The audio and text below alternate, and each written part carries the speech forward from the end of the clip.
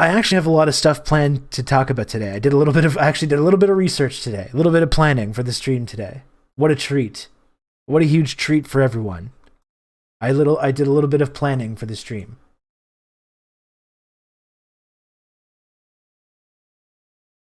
And we're gonna get to this. I have to eat my lunch and stuff.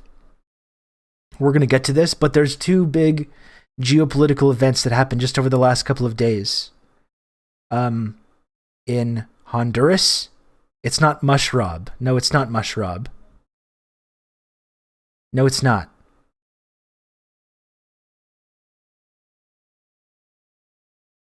There was an election in Honduras where the left-wing party returned to power finally in Honduras after being couped undemocratically with support of the United States and Canada in 2009.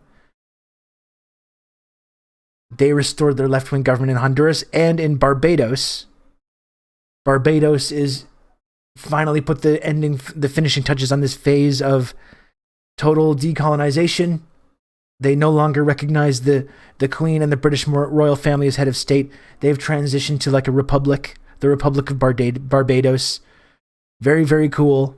Very, very, very big victories in the struggle against colonialism for both of these countries, which have different backgrounds, obviously, and different histories, but are also linked, right?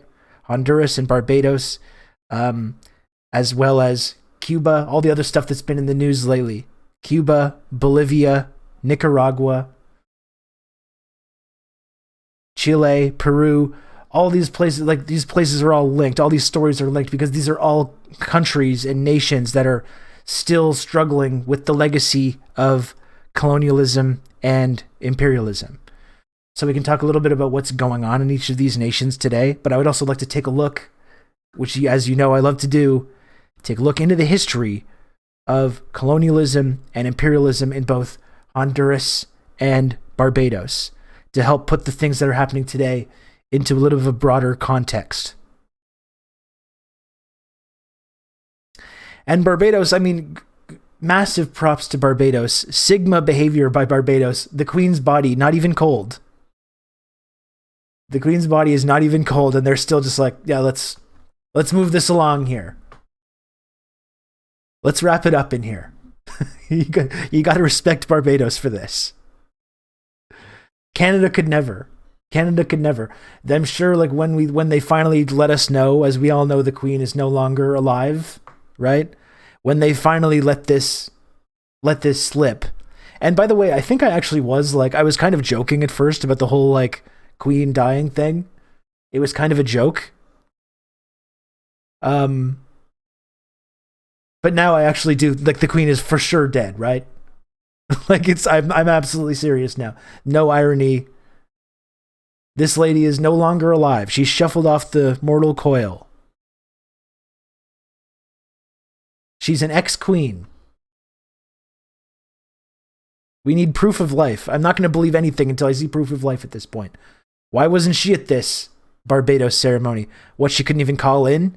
She couldn't even hop on Zoom? She couldn't even hop on Zoom to wish Barbados well in their future endeavors? You got to send the fail son? You got to send your fail son to go oversee it? Come on. Yeah, she sent a letter. Oh, I'm sure she did. Yeah. I'm sure she did.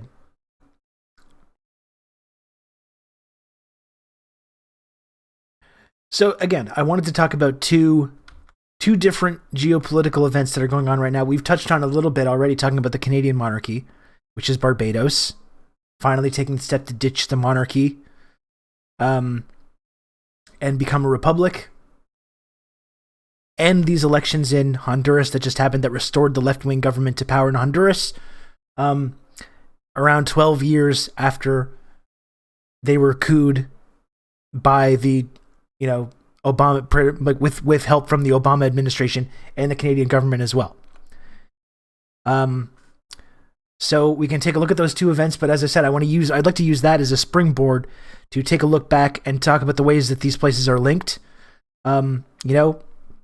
as I mentioned, we talk about Barbados and Honduras. These are two countries that are in the news headlines right this moment, but a lot of headlines about these countries. As I mentioned before, over the past couple of weeks, Cuba, Nicaragua, Bolivia, Peru, many examples.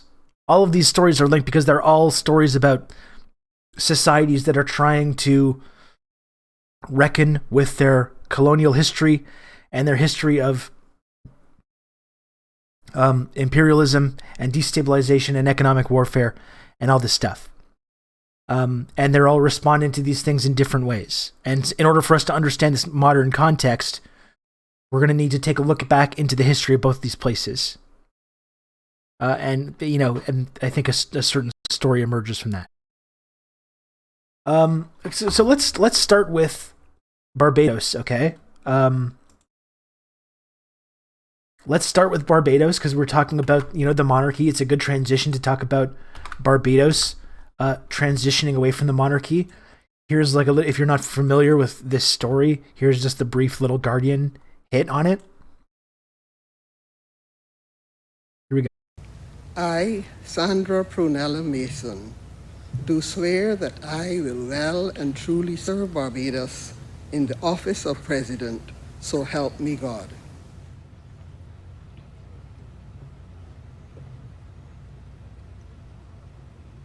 Between the two.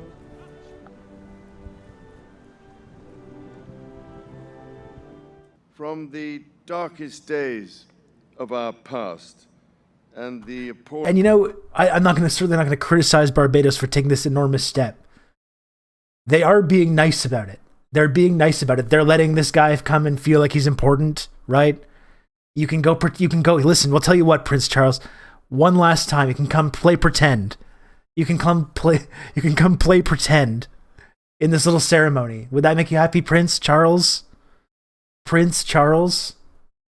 You can come do your little dress-up game in one last time in a ceremony. How about that? That's how fucking kind Barbados is. That they're not just like kicking these people off the fucking... kicking them out of the embassy. Like Jazz getting thrown out of the mansion in Fresh Prince of Bel-Air. That's what I would do, personally. With Prince Charles. Just, throw him right out of there, right into the ocean. So credit to Barbados for being the bigger country now. And letting this man come and pretend to be important one last time. You got to respect it.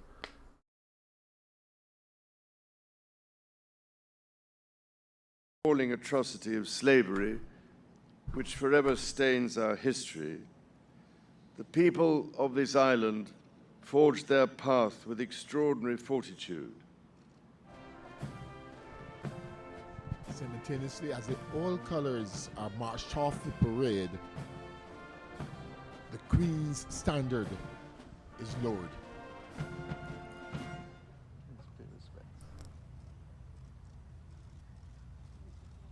We therefore present And Rihanna's there. Hell yeah, Queen. the designee for National Hero of Barbados, Ambassador Robin Rihanna Fenty. May you continue to shine like a diamond and bring honor to your nation. Possessing a clear sense of who we are and what we are capable of achieving, in the year 2021, Said the line. we now turn our vessel's bow towards the new republic. We do this so that we may seize the full substance I like that fit of with our the print as well. That's good. It's a great look. Cool. So that is what is happening. Barbados. Congratulations to Barbados.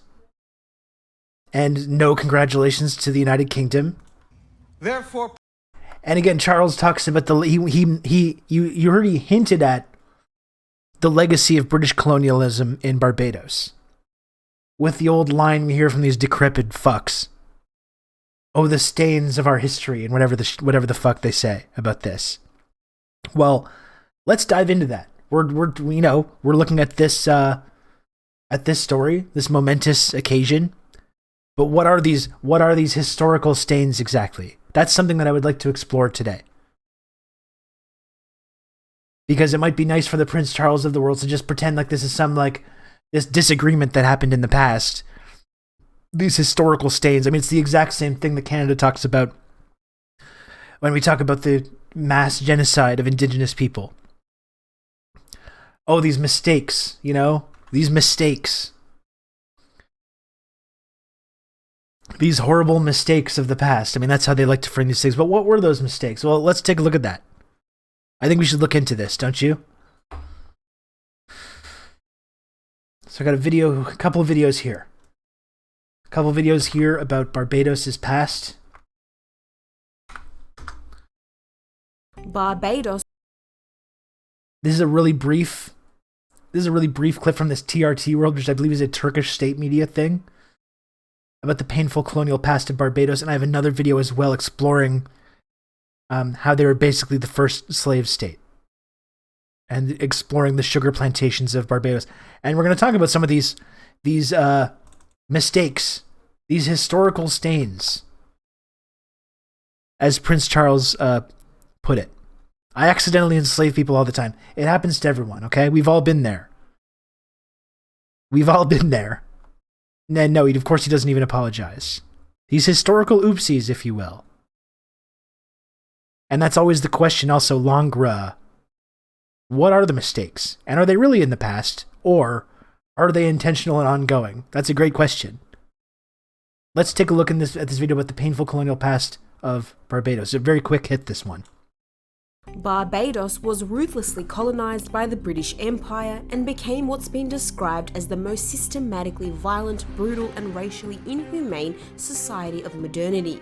And now, after nearly 400 years, Barbados has cut ties with the last vestiges of its colonial past. The tiny Caribbean island is finally free. Queen Elizabeth II has been removed as head of state as Sandra Mason takes over as the nation's first ever president.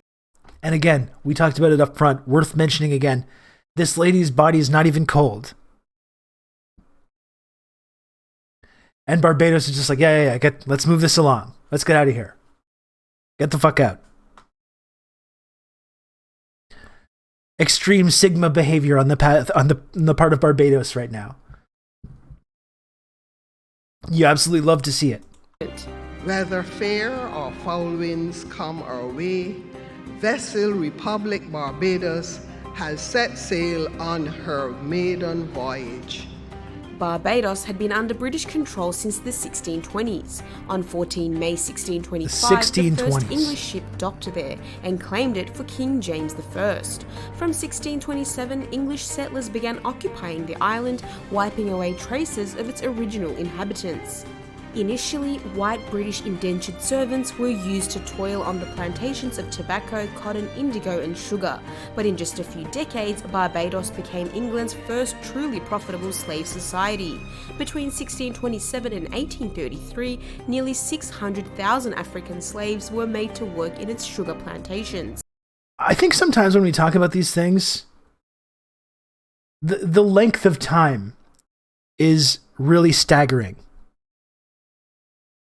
Follow me on Twitter, Dad Fantasy. I don't believe I will. The length of time is truly staggering. You know, 200 years, like it's hard to even imagine that. Whole generations passing under this system. You know, I think it's hard to wrap our minds around that sometimes. 200 fucking years. And that's only until 1833, kind of the end of the transition out of the slave economy, right? And it still remains under colonial control until literally yesterday. You know? It's really hard to even imagine. Like, it's a staggering amount of time. Whole lifetimes, whole family generations going by for hundreds of years with this system completely unchanging. This is where Benedict Cumberbatch's family got their wealth. Geez, that's not surprising, is it?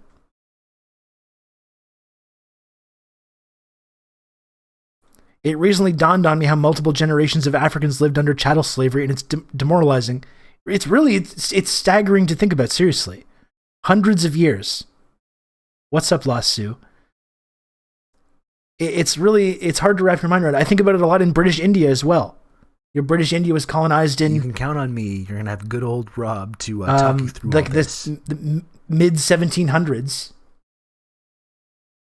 And for fucking 200 years, it was British. Although for a lot of that time, it was barely even British because it was the British East India Company. It was literally just a British corporation running the whole fucking country. And we learned a lot about that a week or so ago, and we learned about how exactly all this wealth was extracted by the British East India Company. But then after the Sea Point Mutiny in the 1860s, I believe, transitioned into the British Raj when the actual British royal family kind of took charge of the country and lasted that way all up until the fucking end of the war. So that's 300 fucking years. You know? It's really staggering to think about.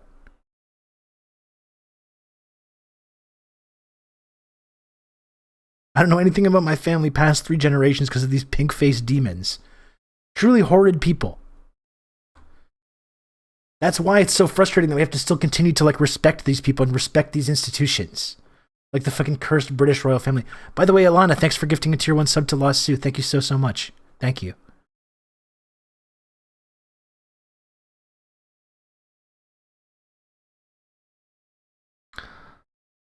Yeah, entire lost generations. I read somewhere recently that roughly once a week a different country celebrates their independence from Britain. And inshallah, one day this country will too. Again, I'm not expecting it right now because of what a cursed fucking country Canada is. One day, though. I hope to live to see the day. Slaves were made to work in its sugar plantations, making Barbados the sugarized jewel in the British Empire. Race politics in the Caribbean colonies was introduced by the whites, who placed themselves at the top, the blacks at the bottom, and mixed groups in between. More than 10 million Africans were shackled into the Atlantic slave trade by European nations. Also a really stark reminder about how white supremacy is a part of capitalism. And capitalism and white supremacy are 100% intertwined.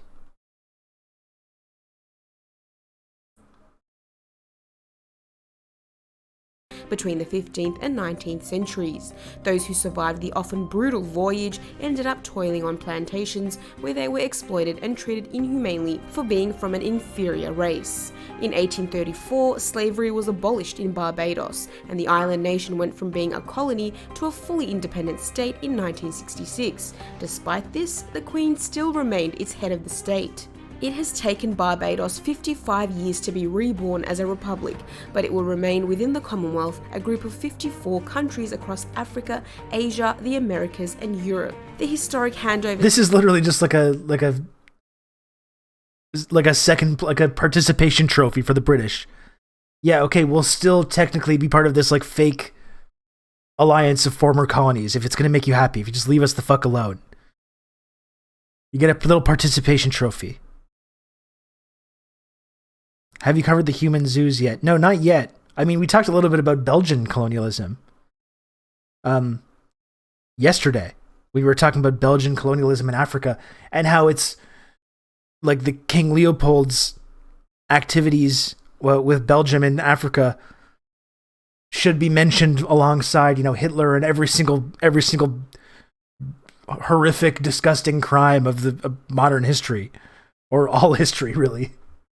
And we don't really ever talk about that.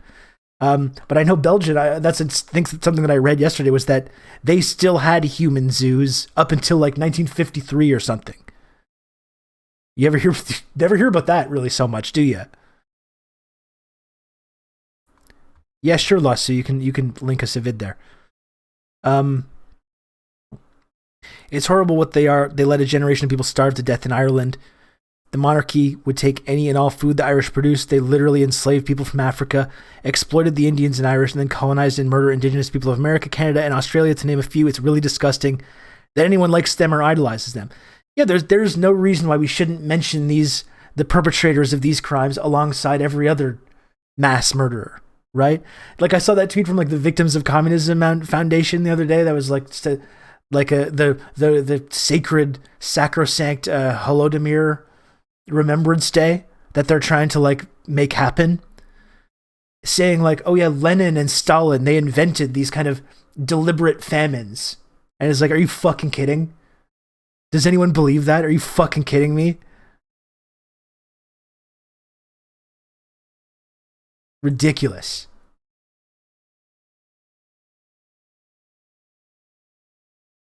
Thanks, I got that for later, Lasu. The ceremony was attended by Prince Charles, who acknowledged Britain's appalling colonial legacy. From the darkest days of our past, Yeah, this and bullshit. the appalling atrocity of slavery, which forever stains our history, the people of this island forged their path with Maybe you can say sorry. fortitude. The last How about country that, to end you ties with the decrepit crown fuck? was the island nation of Mauritius in 1992. And now, with Barbados withdrawing from the monarchy, will other countries follow suit?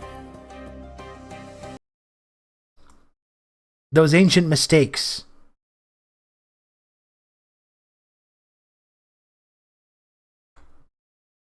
Those ain't that appalling atrocity of slavery that stained our history.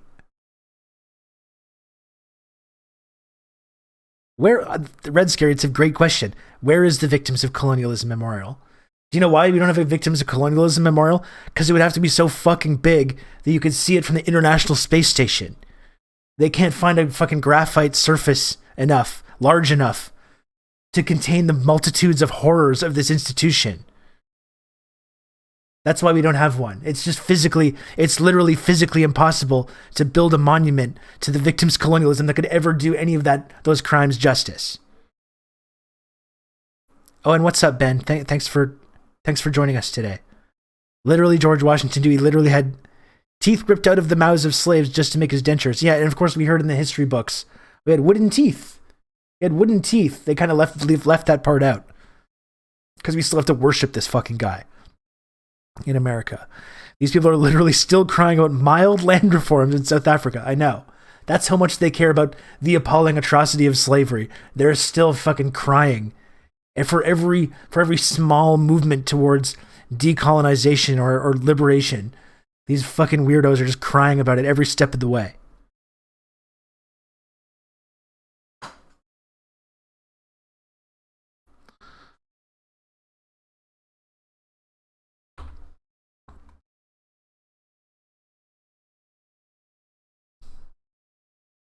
Let's dive into this, as Prince Charles puts it, the appalling atrocity of slavery. We talked that video got into it a little bit. Here's a bit of a longer video about Barbados and exactly what these practices were. This is the violence and dehumanization that our whole culture is founded on. No wonder we have to pretend that it's about coffee and hockey and beer and shit like that. Because this is what it is. It's this all the way down, isn't it?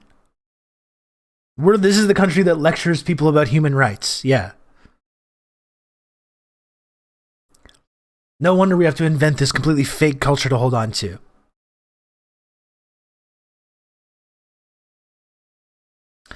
That is the beautiful thing about history. The winners may write it, but the facts are forgotten until found and passed down. Not just in artifacts, but by word of mouth too. You know, that's one thing, Red Wizard, that gives me a sort of sense of solace right now. Living on the other side of empire and kind of implicitly benefiting from that. And you know that for our whole lives, like the United States especially, but like these colonialist and imperialist countries have written the history books. But history is not going to look kindly on these societies. Not in the US, not in Canada. And that's one thing that I feel a sense of gratification about. Like you just basic things about modern American history, like the prison system. Like, history is not going to look back on America of the modern America and the prison system very kindly. I mean, that in and of itself is one of the most horrific crimes of these Western capitalist countries. Just the prison system as it exists today in the United States.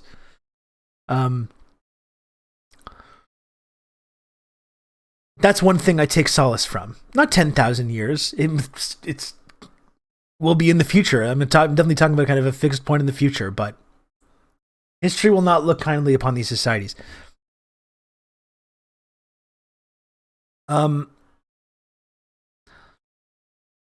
And Law Sue said, also, did you hear about the 34 kids in care that died in care within a 7-month time frame just this year alone in Alberta? And Law Sue, I gotta say, like, I have not seen a lot of reporting about this, which is interesting because the Canadian media has really like bent over backwards to have about to virtue signal about how much they care about Indigenous issues and residential schools and the crimes of the residential school program. But what you're pointing out is, I think, is very valid, a way to tie together all this stuff, right? Because we talk about the residential school system as being this archaic thing that happened in the past, these mistakes of the past. And as you and everyone, as we should all know, the residential school system, even though the last residential school closed in 1996, that system never went away. That just transitioned into like the foster care system. And it's literally still there. And we're literally still have dead kids as a result of it. Still today. We can talk about the last school closing in 1995, but this process never stopped. Still completely ongoing, still totally sanctioned by the government, by the state. That's when we talk about ongoing genocide. That's what it is, right? And people that have their heads in the sands about this, how can you say that there's an ongoing genocide? That's what that means. All these processes are still in place. All these institutions are still in place. Sometimes we like to make different words for them. Sometimes we like to pretend that these things are not going on anymore. We add another level of like cognitive dissonance. We add another level of like plausible deniability, but all these things are still continuing.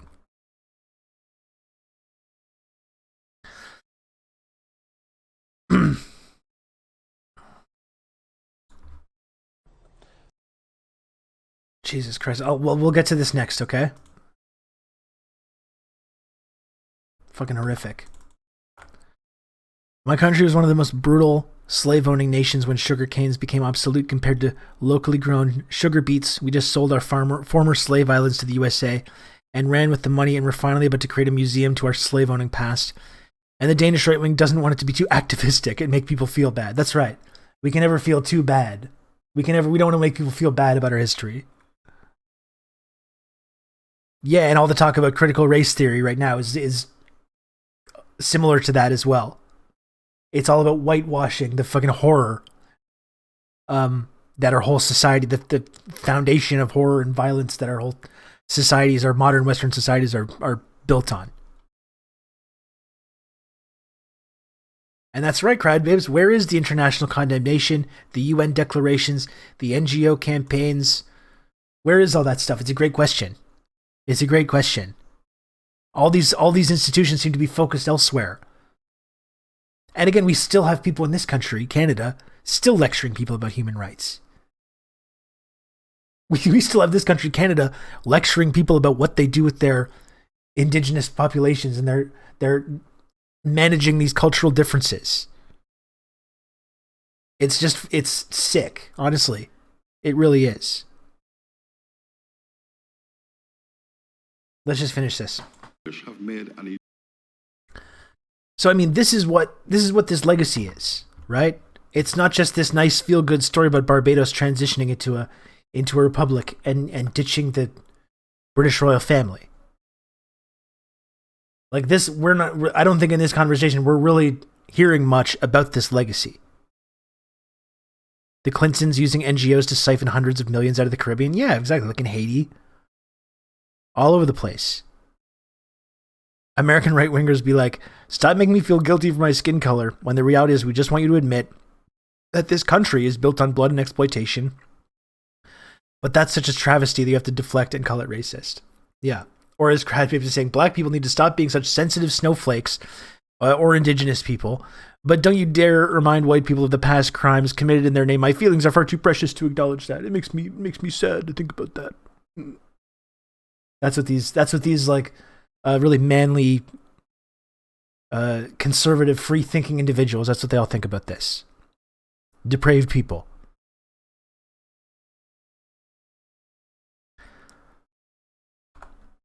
I think resistance.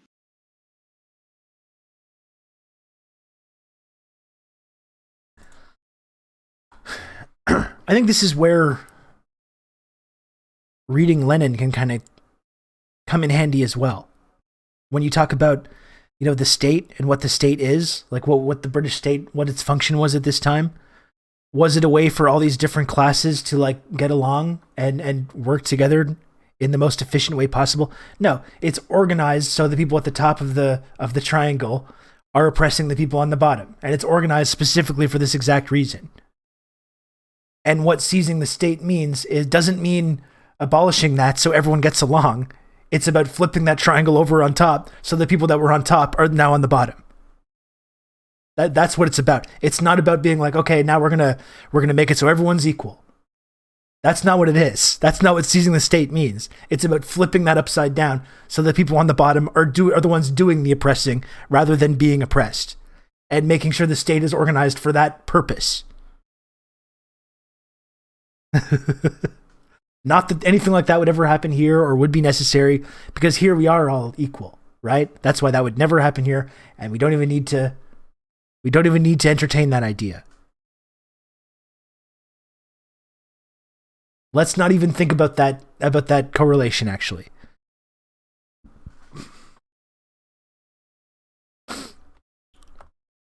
But here's this story that Lost Sue sent us. And this is what I mean about the residential school system never ending. And that's why it's absolutely sickening, just as it's sickening to hear Prince Charles talk about the painful legacy of slavery or whatever the fuck.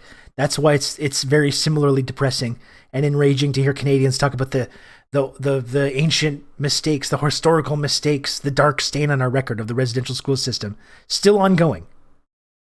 34 children, youth, or young adults receiving services have died between April and November 2021. Those numbers were released by Children's Services this week. Child advocate Lynn Marshallsay is part of the group Preserving Families. She says this number is the highest it's been since becoming an advocate, and most are Indigenous. So that's quite a few in 7 months. 34, that's too many.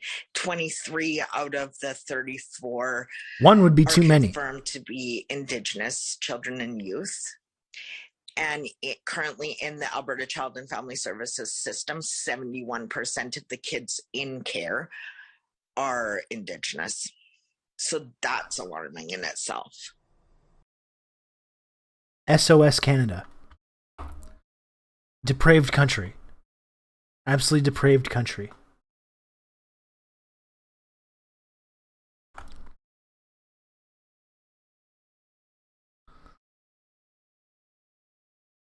In the US, the government works for billionaires. In China, if billionaires don't do what the government wants, they go to jail. Yeah. And that's the fundamental difference, and that's why I will always disagree with this idea that Chinese capitalist. China is capitalist. They got billionaires. Just like we have billionaires in the West. So let's just hand wave all that away. Let's not ever extend any kind of critical support to this country. Let's not even think about it. Let's just completely abandon that. When it's very clearly a different system that's in place. When actual billionaires are being imprisoned and sometimes executed. That is not happening here. The idea that that's just capitalism, that is not accurate. And that's the difference between the state working on behalf of the private interest, which is what we have here in Canada and the United States, or private interest working on behalf of the state, which is what is happening in China.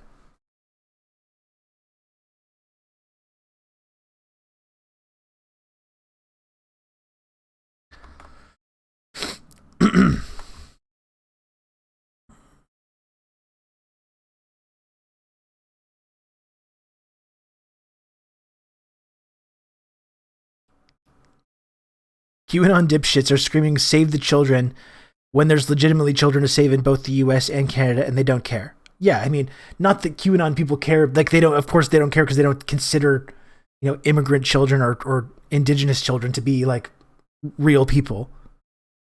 That's not who they're talking about when they talk about "Save the children." But I mean, even their precious white babies. Look at the child mortality in the United States because of the levels of poverty and the lack of health care, which is higher than it is in places like Cuba.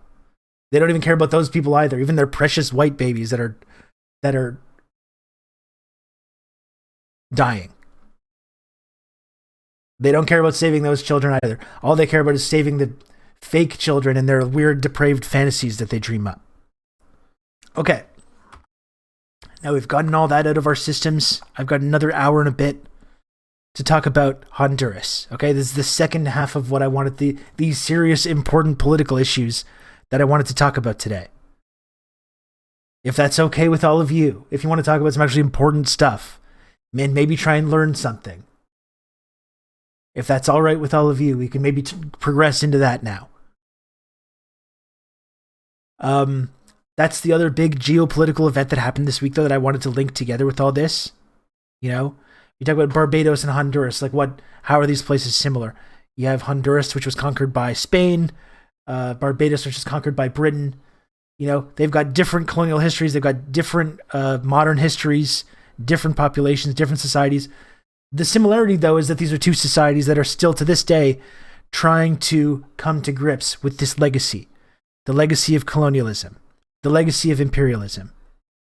And it's been a really, really inspiring victory here in Honduras for the Partido Libre, the left-wing party of Honduras, led by... I have this saved, led by Xiomara Castro, who is the wife, the former First Lady of Honduras, the wife of Manuel Zelaya, who was the president between 2006 and 2009, and was deposed in the 2009 coup in Honduras, co-sponsored by the United States and Canada. The United States State Department, led by Hillary Clinton at that time, participated in this coup, this overthrow of this government, and today we see the government return to power. Very, very inspiring victory. Here is, and these are the things that are on the horizon for Honduras: a new constitution, which is, again, you can just have a new constitution. You can just decide to have a new constitution. There's nothing that says you can't do that.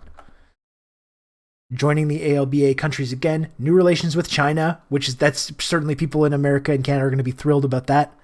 Economic uplift for Black and Indigenous communities, an independent government of the people. Look at the celebrations in Honduras. Remarkable, inspiring victory. You love to see it. Look at this.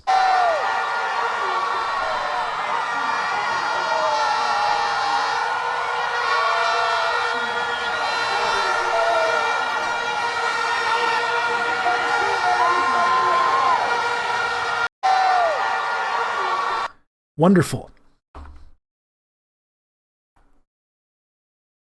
And I'm sure Canada is very concerned about this, because we don't like it when these countries that should be our colonial property do things independently and do things that we explicitly told them not to do. So I don't doubt that Canada is very concerned. And I have a couple of angles, though, that I want to look at this. Yeah, you know what the OAS is going to say about the election result? Well, the amazing thing about this election result as well is that the right-wing fascist party in Honduras tried to claim victory as soon as the polls opened. They tried to pull some shenanigans at the polling stations, and they tried to kind of declare victory before any votes were counted, and it was just such a resounding, overwhelming victory that they weren't able to get away with it. They did. They tried to pull a Mayor Pete. That's absolutely right.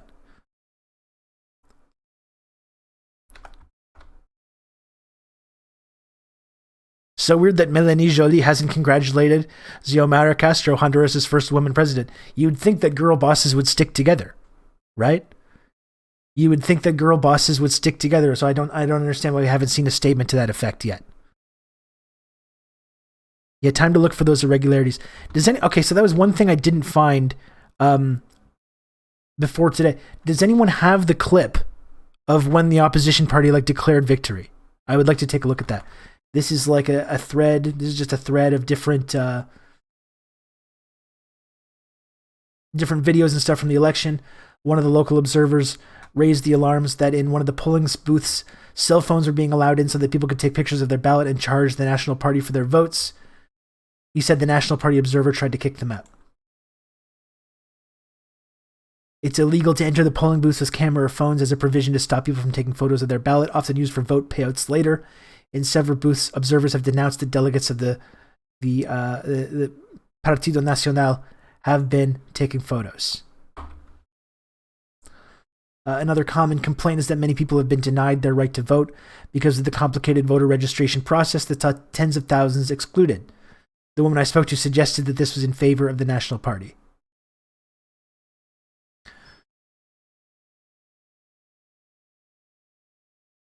During our stop for lunch, saw this young man with a very clear message, "Se van, they're leaving." People overwhelmingly want a change and the possibility of hope and opportunity after 12 years of repression, militarization, and military. You had the website going down, the observers and Bolivian observers. Sorry, the Civic Council of Popular and Indigenous Organizations of Honduras alerts that the website for the National Election Council is down. Hundreds still arriving to cast their votes. And apparently this is a follow-up on that. The CNE of Honduras was down. They released a communique declaring that they were cyber-attacked. Observers getting ready for the count. These are the polls have closed. Honduras. Elections. And I like this is, we talk about democracy. This is real democracy when people from the neighborhood are showing up to the polling stations to make sure that things are being done according to are being done fairly. As opposed to the American version when you have like psychotic Fox News watchers showing up to ensure that they only count votes for the reactionary conservative that they're in love with in that day.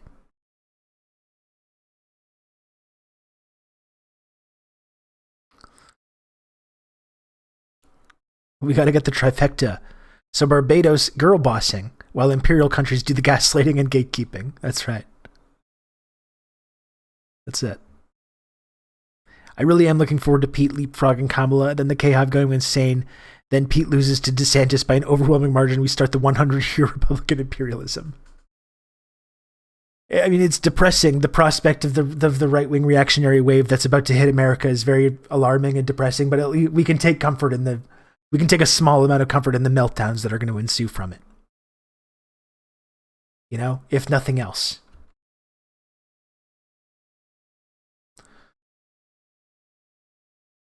One of the citizen observers alerted that in one of the polling booths, the monitor of the Mesa from National Party had extra IDs with which they believed fraud would be committed. Immediately, dozens of people ran to the booth to demand that the maneuver be stopped.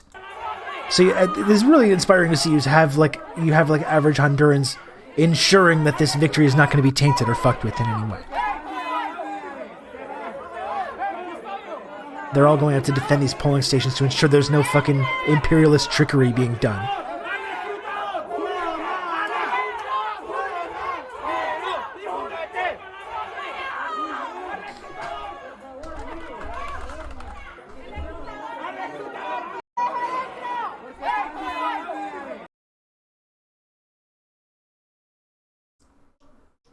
Festive atmosphere outside the Partido Libre headquarters.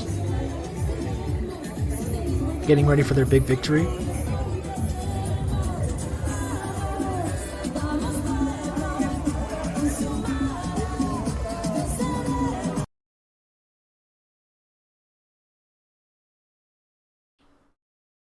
All unofficial estimates suggest a victory for Xiomara Castro. Anxiously awaiting the results. Press gathering for the announcement. Se va a poder explicar.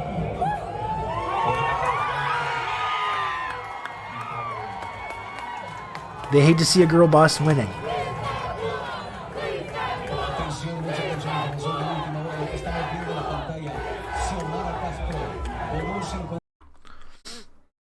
As the celebration grows, as the realization spreads about what's happened.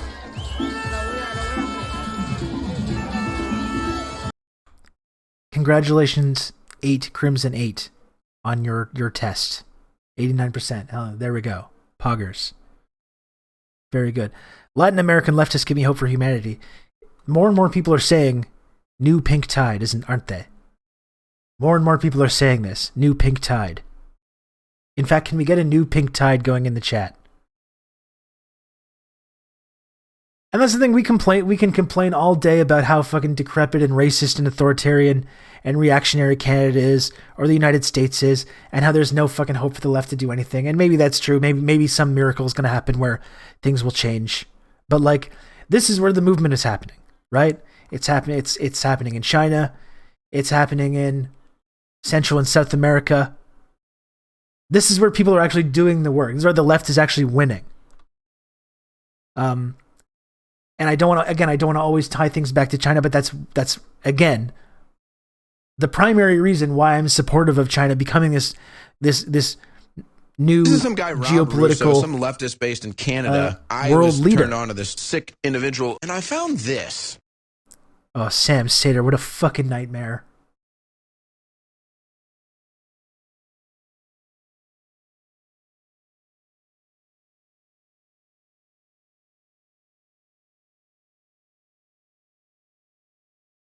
Hey, what's up, Majority Report Raiders? Thanks for the raid.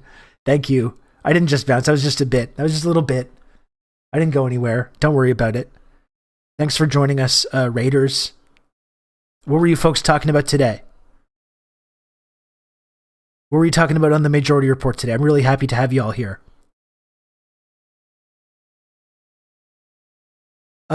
We are today... I'm going to the bunker to hide from Sam Sater, the creature of nightmares. Just a very terrifying, intimidating man, that's Sam Sater. I see Sam Sater and I just go, woo. Don't want to cross that gate out of a dark alley. Terrifying man. Very intimidating. So today we're talking about more like Sam Satan. Oh my gosh. Gorillas with coconut guns was a major talking point. Well, I'm glad to see that there's very serious things are going on over there. We're actually trying to talk about important, real issues here. So, but thanks for joining us, everyone. Again, I'm Rob. If you don't know me, I just kind of assume people know me because I'm arrogant. A leftist streamer up here in Montreal, Quebec, Canada, and I think today is a good encapsulation of what we kind of try and focus on in the stream. We're talking about two big geopolitical events from this week, which is Barbados ditching the royal family and ditching the Queen as their head of state, becoming a republic, and these elections in Honduras, which is what we're focusing on right now. And talking about the ways that these struggles are linked, even though these are different countries, they're different societies, different cultures, different history. What they share in common, though, is this struggle against decades and decades and centuries of colonialism and imperialism. And we're seeing them react to that in different ways this week, which is very inspiring, right? So not only did I want to talk about what's going on in Barbados and talk about specifically the historical context of that. Good old Rob to talk you through all this. Needs more gaming. Really chill guy. Thank you very much for the 11 months of tier 1 really chill guy. 12 months. Look at that. And the brand new 12-month sub badge for famed Twitch user. Really chill guy. I agree that it does need more gaming. I fully agree. Don't fucking short me a month. Okay, I apologize. I do think it needs more gaming. Unfortunately, the community, we've already talked to many repeatedly today about how the community is so vicious and cruel to me. But often, like if I were to start gaming right now, people would just like, oh, I'm going to stop watching. And they would stop watching. They would stop donating subscriptions and bits and subscribing to the channel. I would love to just sit here and game all day. Nothing would make me happier. But unfortunately, the community is not very receptive to that.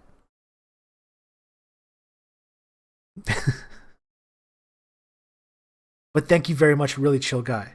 I'll DM you after I'm finished today, really chill guy, to talk about the podcast that we do together and what we're going to do in this next week before you take off.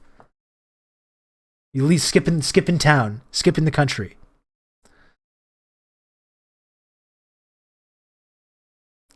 Jason Rob accuses me of bullying. Yeah, maybe if the EU doesn't shut down. Yeah, that's right. That's right. If your old plans don't get scuttled there. We're going to go figure this out, though. Okay, so again, I wanted to talk about Honduras. It's an incredible victory. Her first female president, again, former first lady, the first lady of the Honduran president that was overthrown in the coup in 2009, supported by the U.S. State Department and the Canadian government. She emphasizes that after 12 years of struggle, the people have made an important step on recovering democracy. Only the people can save the people.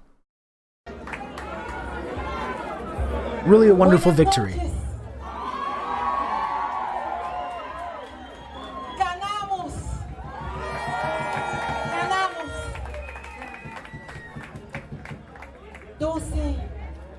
12 años este pueblo en resistencia. Y estos 12 años no fueron en vano, porque hoy el pueblo se ha manifestado y ha hecho valer esa frase, solo el pueblo. Exactly, 12 years of these people in resistance. It's been a long struggle. To say nothing of the past 12 years, and this is what we're going to get into, to say nothing of the past 12 years, but the previous legacy, the long, long legacy of imperialism in Honduras and American interference in the political affairs of this nation, often to absolutely disastrous effect for people.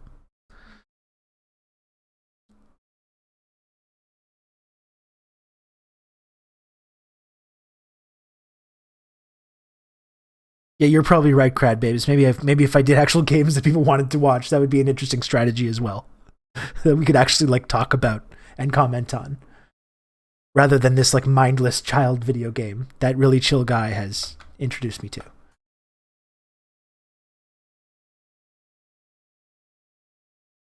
And wonderful, this is the end of the day. This is the election day coming to a close. You love to see it again.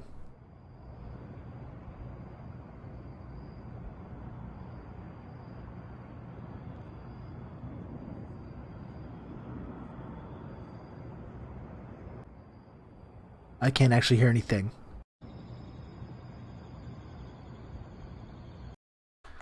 Wonderful, inspiring victory for the people of Honduras. Now, let's Disco Elysium stream when I started to stream that and I just never finished it. I completed the game once. I started streaming my second playthrough and then I just kind of dropped it and I haven't got back into it. But I could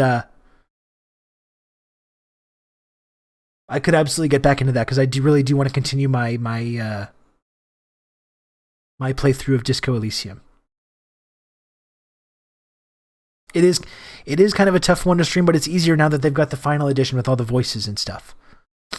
Okay. So we've talked about the election victory. Now let's talk. First of all, let's focus specifically on what happened in 2009. Okay? Let's focus specifically on what happened in 2009. And I've got this video from Mehdi Hassan, who is kind of annoying sometimes, but also has done some solid work on reporting on these things in the past. So here's Mehdi Hassan talking specifically about what the United States, with its colonialist partners in Canada, did in Honduras in 2009 that has led to this moment 12 years later. And then we can go back a little bit further than that. I have another video to talk about the legacy of imperialism in Honduras. We all know how keen, hawkish Hillary Clinton is on regime change in the Middle East, in Iraq, Libya, yes, Syria. We do. What often gets forgotten, however, is what she did in Honduras. The fact that Honduras was a democracy didn't stop then Secretary of State Clinton backing regime change even there, back in 2009. She threw her support behind the coup that ousted democratically elected Honduran President Manuel Zelaya, who was flown out of the country in his pajamas. While the UN, the EU, and the OAS were calling for Zelaya to be immediately all our reinstated, friends. Clinton was in her the UN, the EU, and the OAS, friends of the stream, and tools of neocolonialism.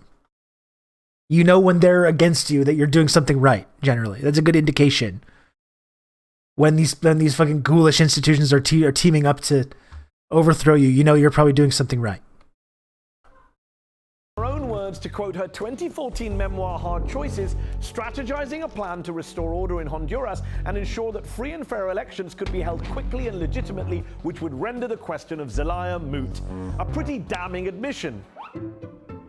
Which is probably Throw it in the why bin. she removed it from the paperback edition of her memoir that came out a year later. Tricky. To make Kind of like 1984, actually. Clinton insists, against all evidence, that Honduran institutions followed the law in removing President Zelaya and refuses to call a coup a coup. Our assessment was we should slow walk and try to stop anything that the government could take advantage of without Hillary. calling it a coup. That wasn't the assessment Hillary, of our own US ambassador tell the on truth. ground in Honduras at the time. The Clinton In crime official family's memo, at it again. There is no doubt that the military, Supreme Court, and National Congress conspired on June 28 in what constituted an illegal and unconstitutional coup. That memo of his includes the word coup a mere 12 times. Maybe Clinton just lost it in all her other emails. But here's the worst part. Earlier this year, Clinton actually congratulated herself on how events Lock her in up. Honduras turned out.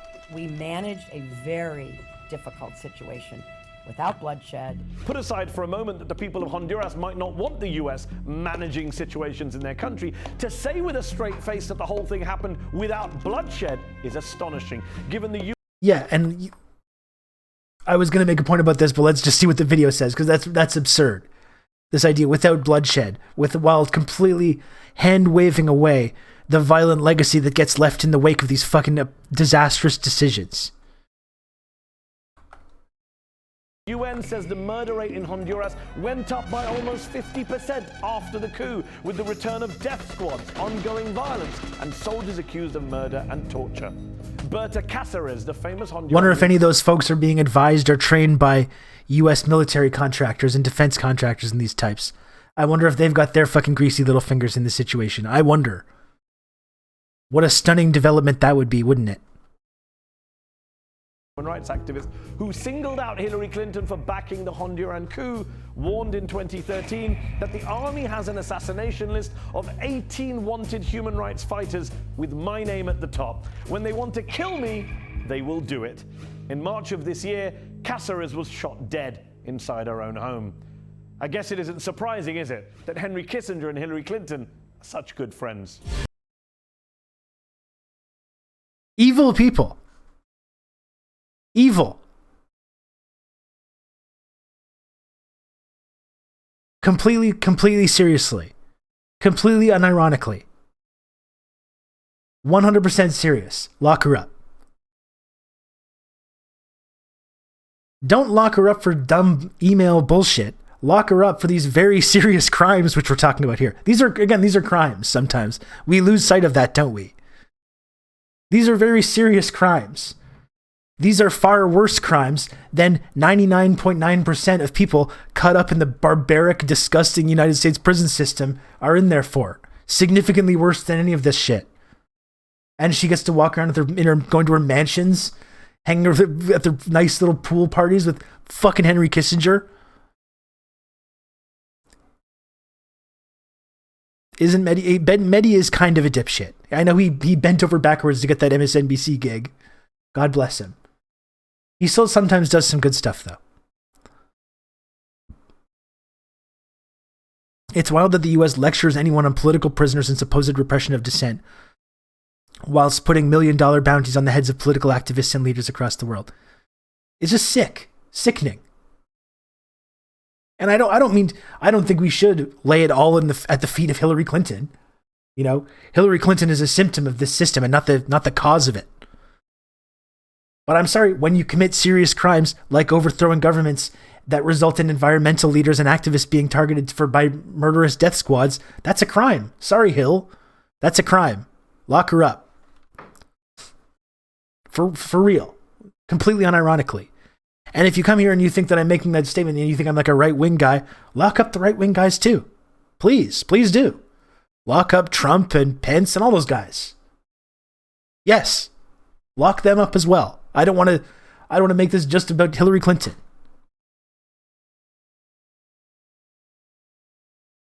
For sure. Mike Pompeo, lock him up. Absolutely. Lock up all these guys. They're all right-wing. That's the reality of it, isn't it? You have the far right and the extreme right. That's the two choices you have in the wonderful liberal democracy of America.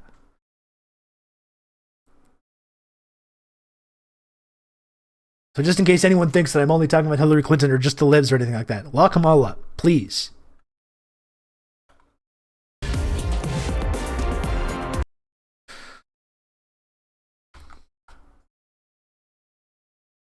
Lock up the entire foreign policy establishment. Absolutely. Look at that, folks. We have newly partnered Twitch streamer celebrity Dan Simpson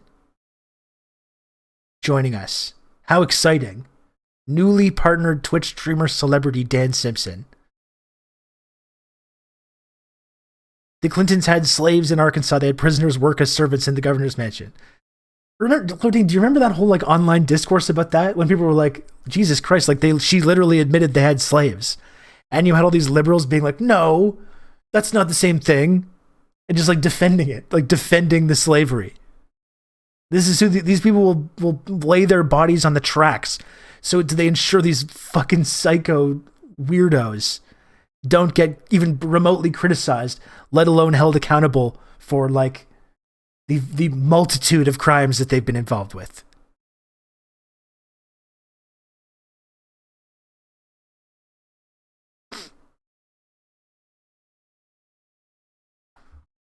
Horrible family. That was just 2009 though. Okay? There's a longer legacy. There's a much longer legacy of imperialism in Honduras. 90%. That's why I'm really happy to have this video here.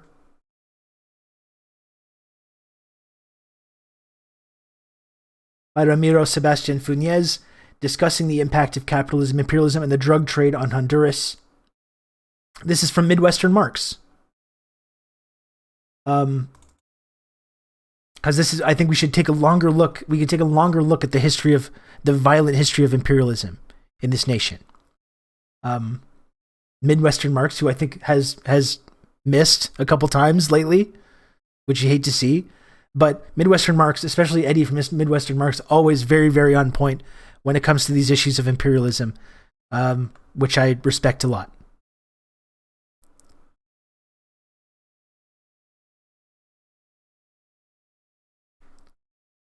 Set up an international court where the global south countries can bring cases against specific members of the imperialist machine so they can be held accountable for their crimes. I would do that straight after a revolution. That would be my pet project. Setting up an international court for victims of imperialism to get justice. That would be fucking amazing. That would be absolutely amazing. I think we should also, you know what I think we should also start doing? Is setting up governments in exile. I think when these Latin American countries feel more confident and more independent, and they feel more confident in this stuff, I think they should start denouncing like the Canadian and the United States government as being legitimate. And they should recognize the Canadian government in exile. And we should set up a whole new government, like operating out of like Bolivia or Venezuela. Like they do the Guaido thing, but for us. They go, no, we recognize this guy actually as the legitimate leader of Canada. This was occurring to me earlier, and I was like, man, that would be pimp. It really would be.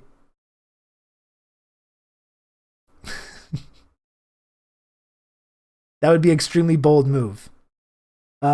Let's watch this video, how imperialism destroyed Honduras, so we can really have a really firm understanding of the fucking depravity of what we're talking about here when we talk about the history and the legacy of imperialism in this country and what this big victory means for the people of Honduras.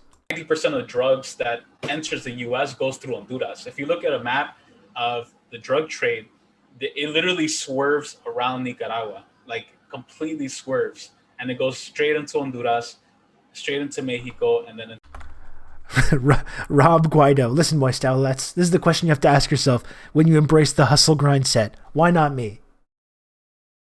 Why not me? I have as much legitimacy to be declared the leader of Canada than Juan Guaido does to be declared the leader of Venezuela. So why not? You know, why not me?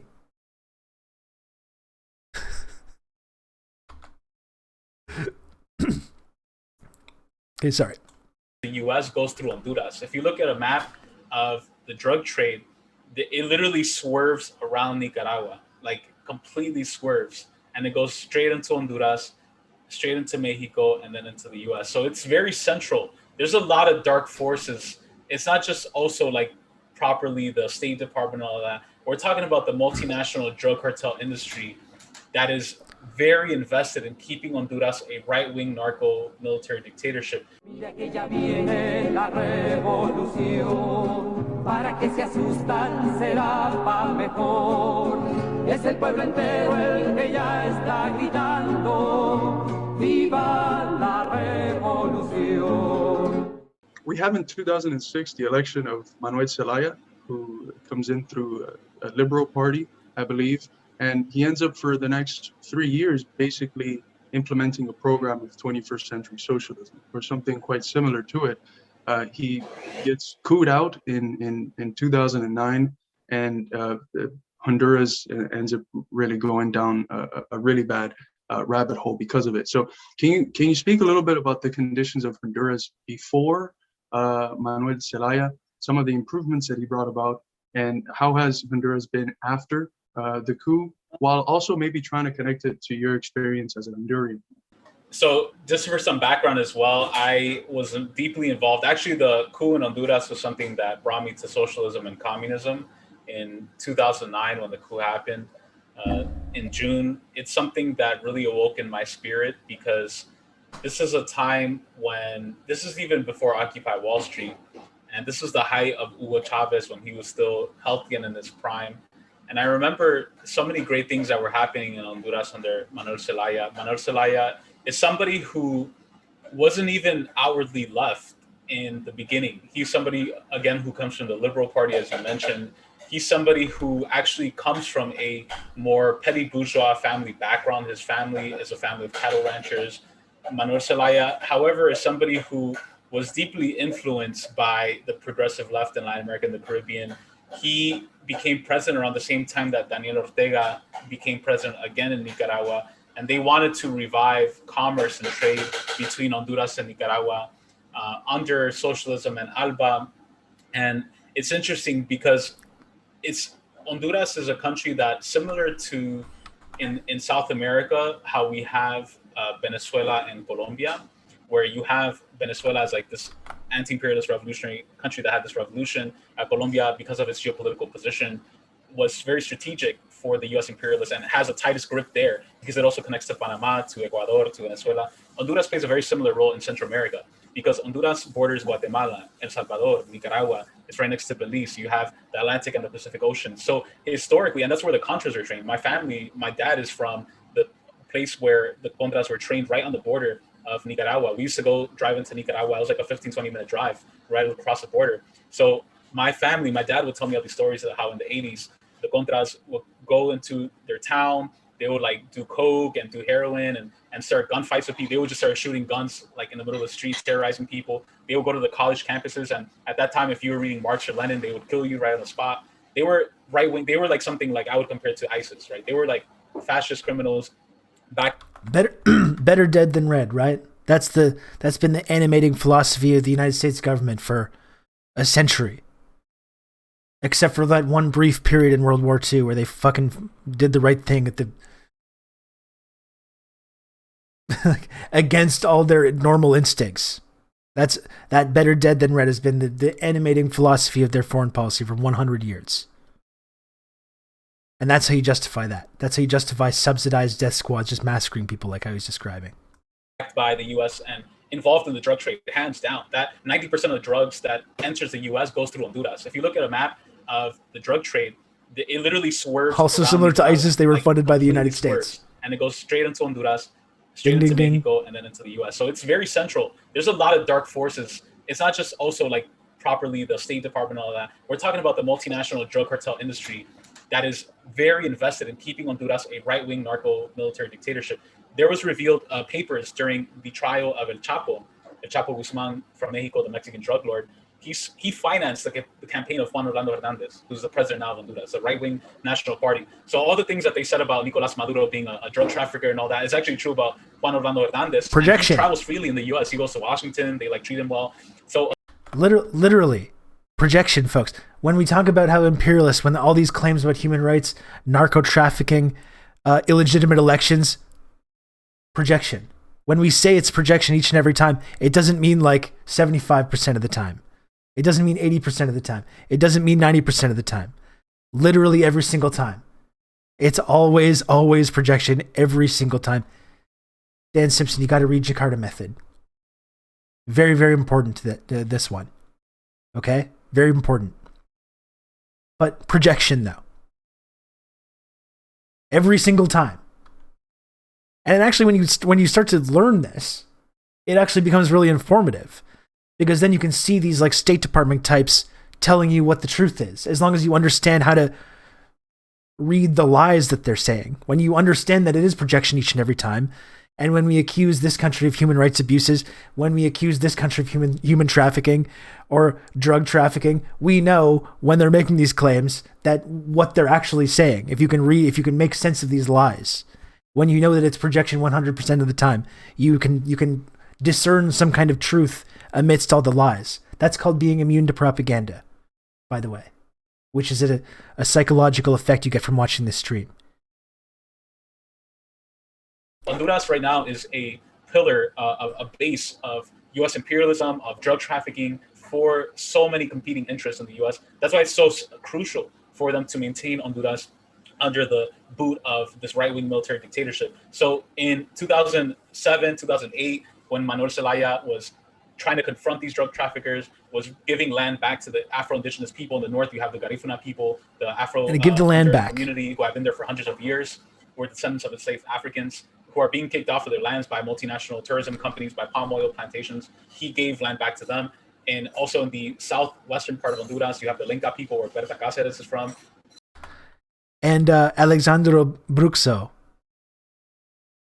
Maduro is a ruthless tyrant for resisting U.S. humanitarian imperialism. I think Joe could beat Trump. He's a friend of mine. Absolutely right. Bernie Sanders himself. You hate to see it.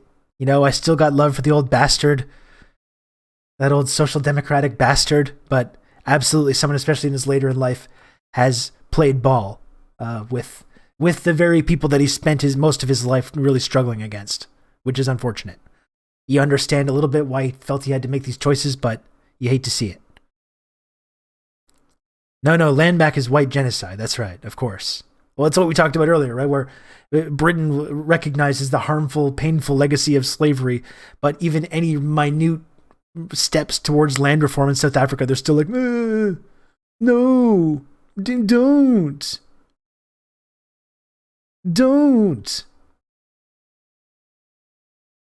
Losers.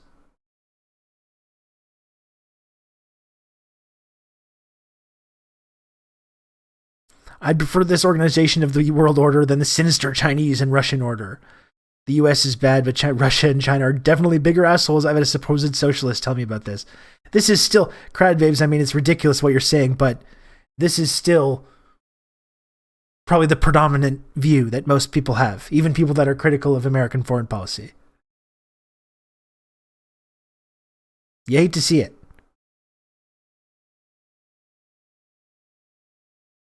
And when I asked them about China and Russia were bigger assholes and more destructive than the US, they said, well, what about the Philippine fishermen and the South China Sea? Yeah. Humiliating. This is a deeply diseased society that we live in here. Who's responsible for the legacy? Like, talk about another history with a brutal fucking genocidal colonialist history. Let's talk about the Philippines. Was it Russia or China doing colonialism in the Philippines? No. Maybe we should look into that and some of the violence that happened there. But I digress. That land was being given back to them, protecting the environment. The nail in the coffin for Manuel Zelaya was joining ALBA in 2008, the Alianza Bolivariana para Nuestra América.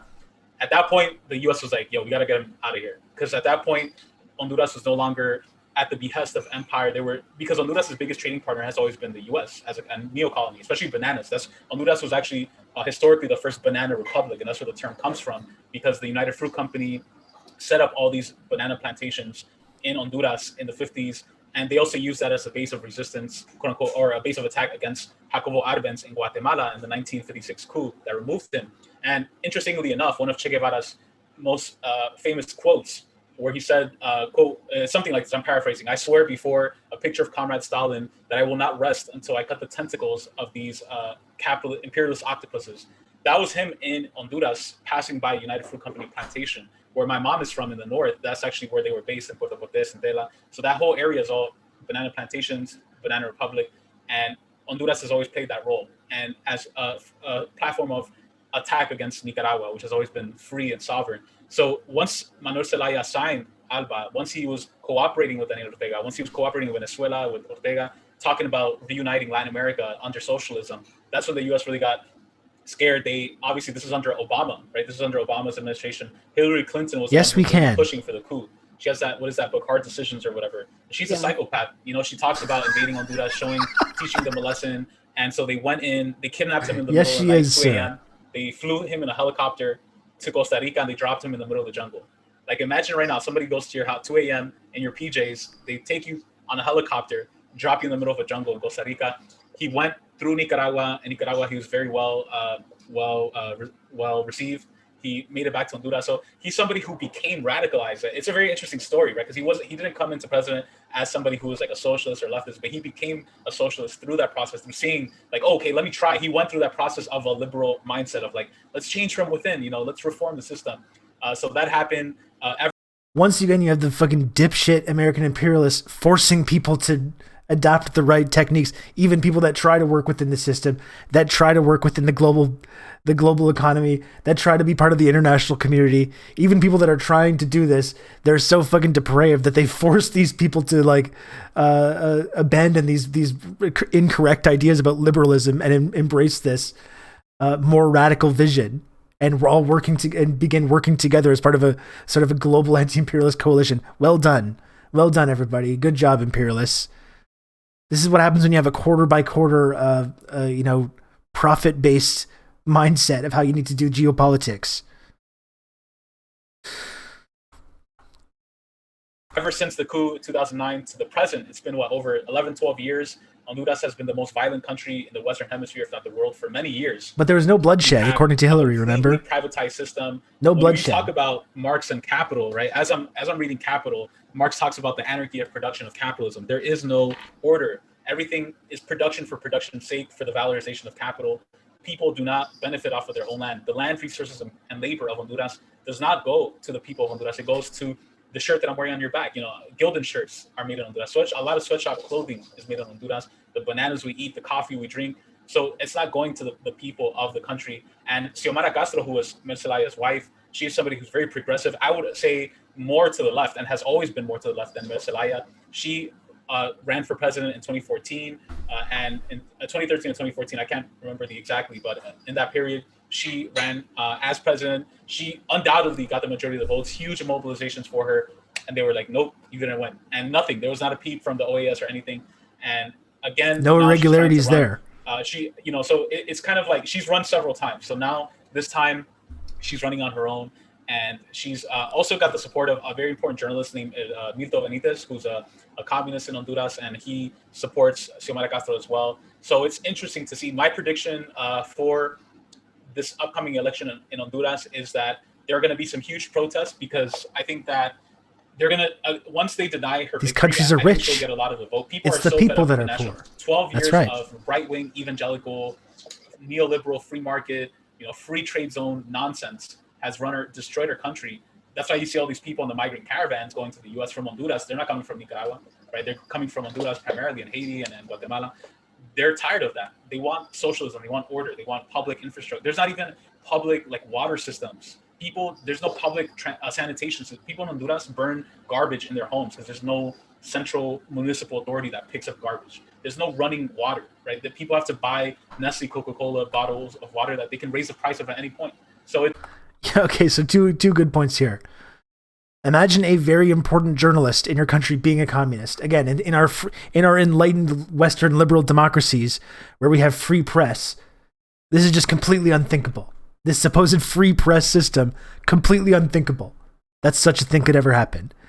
And this is very interesting too. Xiomara was quoted to have a saying, when she becomes president, she's going to drop Honduras support for Taiwan and support China. Oh boy. Oh boy, that's not going to go over too well with our friends in the good old US of A State Department. The entirety of the modern world order is and has always been a project of subjugating and plundering the world and turning it into obedient servants of the US economy. And that's the kind of exciting things about this moment, crowd babes. We can talk. I get very hopeless and despondent about what's going to be happening in Canada, what's going to be happening in the United States. But one thing we can hold on to is that they're losing their grip, their iron-fisted grip that they've had over this part of the world now for decades, with zero opposition. They're losing it. And you know, there's victories, there's defeats that happen in this process. Like we've talked about a little bit about Peru and how exciting that was, and how there's been kind of like a soft coup going on, and they're being sort of forced back to the right. There's still things that are happening, but you can see their grip is loosening. And these places that used to be just completely in their iron grip, they're right under their boot heel of imperialism, are starting to wriggle their way free. That's something that we can take inspiration by about the future. You know, I might not have a ton of hope about the future of social change in Canada or the United States, but I do have hope about Latin America and Asia and elsewhere.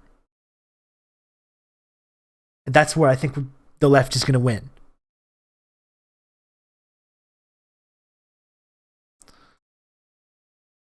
And China is Danny DeVito with the board, help them lose their grip. That's right. Yeah, that's right.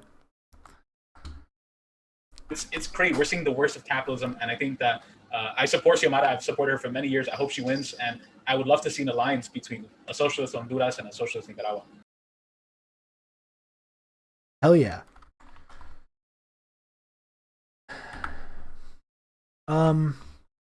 And one thing I wanted to tie back, because again, when we talk about there's no bloodshed, right? We did this coup, we pulled it off with no bloodshed. I want to talk about, I only have a couple more minutes. I want to talk about another phenomenon here, though. I don't even have a full 10 minutes to watch this video. But again, when we talk about these migrant caravans coming from places like El Salvador, coming from places like Honduras, the massive influx of migrants from Haiti, all places that have been victims of decades of imperialism, just destroying any positive social movements, destroying any ability to like raise the minimum wage, raise living standards, raise people's material conditions. And they end up forming these migrant caravans to come to the United States as a result of this deliberate destabilization. And this is fucking what happens to them. This is a story about Honduran migrants and about what was happening with them in 2016. But you can say the same thing about people from Mexico, from El Salvador, from Haiti. The Joe Biden administration is deporting Haitians en masse, right? By the thousands. Significantly more than what Donald Trump was doing. Which is another fucking disgraceful side of the U.S. imperialism and foreign policy. Just mentioned, one of the countries threatened with the aid cuts is Honduras. For years, gang violence and insecurity have forced people to flee their homes, most bound for the United States. Many are caught and then deported, which can lead to a new set of nightmares. With the support of the Pulitzer Center, special correspondent Marcia Biggs and videographer Julia Galeano Rios went to Honduras to find out the fate of some of those sent home. It's a scene that takes place again and again in this airport parking lot in San Pedro Sula. I thought I would never see you again, weeps this 85-year-old woman. I promised that I would return one day, her grandson says. He's home after 5 years of living illegally in the United States. His family says he was working construction in Orlando when he was picked up for driving without a license, likely by local cops, and then deported by ICE. And again, what year was this? This was under Trump, I believe. But even when you talk about like Obama's disgraceful, dehumanizing immigration regime, deportation regime. You had Obama trying to like show right-wingers how serious he was about securing the border and all this bullshit, and deporting all the people that were deported by Obama, the most ever under any American president, by the way, in case you're not familiar with that. I'm sure you all are, but it's true. And the excuse is always, oh yeah, we're getting rid of the bad guys, the guys with criminal records, the drug dealers, the gangbangers, and like 90% of the time, I'm guessing, The vast majority of the time, they were not gangbangers or drug dealers. They were guys like this that got popped for driving without a license. Maybe they had a fucking dime bag in their pocket one time. These are the people that are getting deported en masse by the very benevolent liberals like Barack Obama. Absolutely more than Trump. Significantly more. And Biden is also deported significantly more people already. This is who they're talking about, though, when they talk about, like, we're only getting rid of the bad immigrants. We're only getting rid of the bad immigrants. Don't worry. The drug dealers, the gangbangers, and it was mostly people like this. And for all the crocodile tears we saw from our liberal friends about the family separation policy of the Trump administration, which was, to be clear, a barbaric, disgusting policy. This deliberate family separation. You know, I'm not whitewashing that. But for all the crocodile tears we saw from liberals about this issue, when you talk about Barack Obama and the millions of people that he deported under this deportation regime for these kinds of bullshit reasons, the vast majority, guess what? These are families. These are people's fathers and mothers and brothers and sons and sisters and aunts and uncles. That is family separation, right?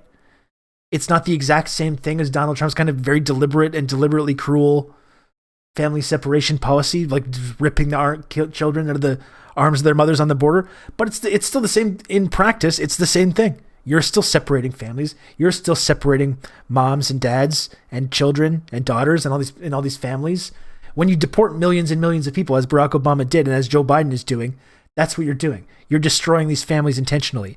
You're intentionally inflicting this cruelty on people who, again, are victims of the United States to begin with, coming from places like Honduras and El Salvador. Victims. You're deliberately inflicting cruelty on them in order to send this message to other migrants to not come to the United States and escape these countries that the United States has deliberately destabilized. That's the purpose of these immigration policies. License, likely by local cops, and then deported by ICE. The family didn't want to speak on camera. Most of them didn't want to talk to us. They're laughing at us in the United States, one woman told me. Around 500 deportees arrive here every week. And underneath the surface of what should be joyful reunions lies the tough reality of why they're coming home and what they now face. If you're deported from the United States, you're sent on a plane. You are handcuffed at your ankles and your feet with chains, shackled. Amelia Frank Vitali is an anthropologist focusing on migration issues, working with the families of deportees.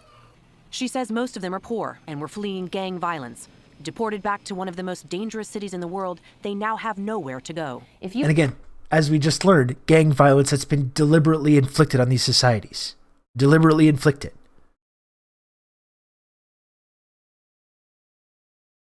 Letting these people into the United States is literally it's the lowest common denominator. It is the least that the United States government could do, and they can't even fucking do that, can they?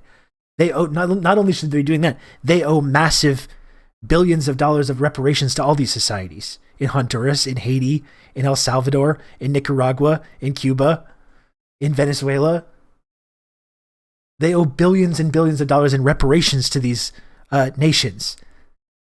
The very least that they can do is to let these people come into their country, and they can't even fucking do that. Because they're monsters. It's a monstrous, sick, depraved society. Gang violence on both ends caused by the United States. Absolutely. Monstrous.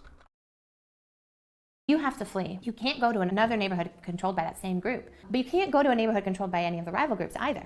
Because having come from a neighborhood known to be controlled by the first group, you will be automatically suspected of being a spy. They go back to the same situation that they fled. Giovanni. And again, this is one of these instances of American public broadcasters doing an okay job. Use the computer to mark up the size of the account.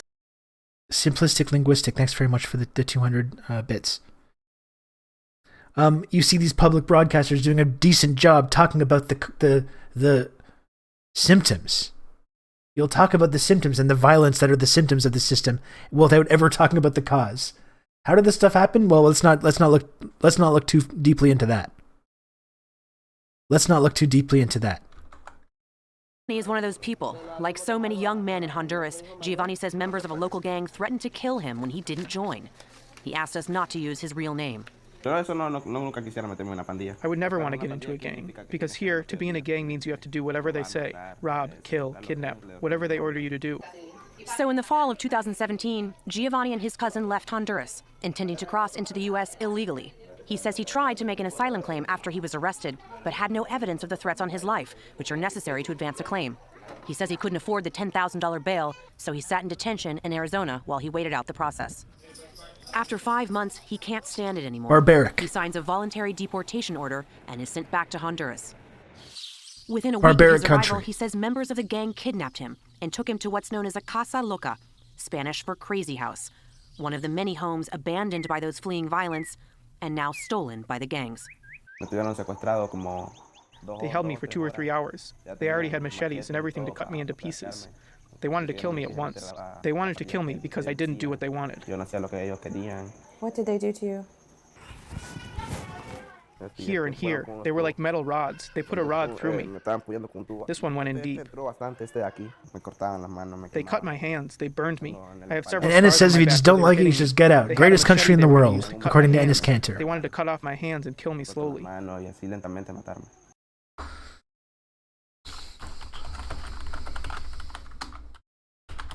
If you don't like it, you can get out.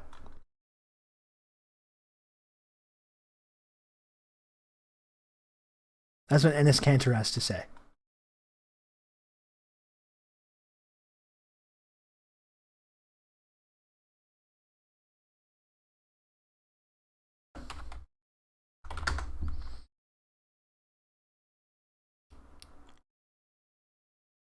Here, as you clearly are. How have your teammates responded? Do you think they're as grateful to be Americans as you are? I mean, my teammates actually, were really happy for me because they knew the struggle that I had the last, 6 years. It was a funny joke in the beginning because they were calling me Mr. Freedom, and now it became a reality. But I think my teammates were like the one that, was my brothers, It was just so amazing because their support gave me so much hope and motivation to fight for what's right. So I definitely give a lot of credit to my teammates. It seems like people who move. I think his teammates were mocking him and he doesn't realize. Not the sharpest tool in the shed there. Ennis, Mr. Freedom. Here from countries that are not free appreciate the freedoms here much more than a lot of us who grew up with those freedoms. Have you noticed that? I feel like I'm going to just say this, and I'm going to be honest. People should feel really blessed and lucky to be in being America because, they love to criticize it. But when you live a country like Turkey or China or somewhere else, you will appreciate the freedoms you have here. Yes. That is exactly. So I feel like they should just, please, they should just keep their mouth shut and stop criticizing the greatest nation in the world, and they should focus on, their freedoms and their human rights and their democracy. So this is. And he's talking about his teammates and how his teammates were supportive. Jaylen Brown on the Celtics was really outspoken during when the NBA came back during the bubble, during the George Floyd protests. He's basically saying to his own teammates, his African-American teammates, to shut the fuck up and stop complaining about racism and police violence and just shut up and dribble. What a piece of shit. Huge piece of shit.